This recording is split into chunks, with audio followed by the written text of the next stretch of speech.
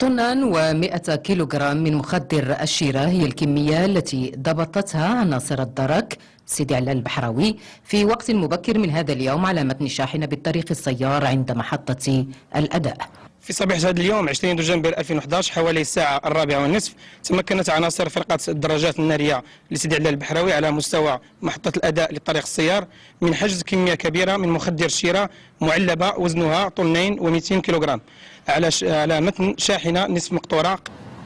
وكانت الشاحنة قادمة من مدينة فاس ومتوجهة صوب مدينة الدار البيضاء، وقد ألقي القبض على سائقها ومساعده.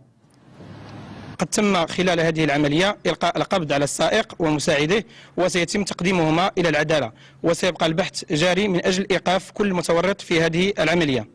ورغم فشل عملية التهريب فإن هذه الكمية الكبيرة من مخدر الشيرة تكشف مرة أخرى عن استمرار شبكات تهريب المخدرات في نشاطها رغم العواقب التي تواجهها في حال ضبطها.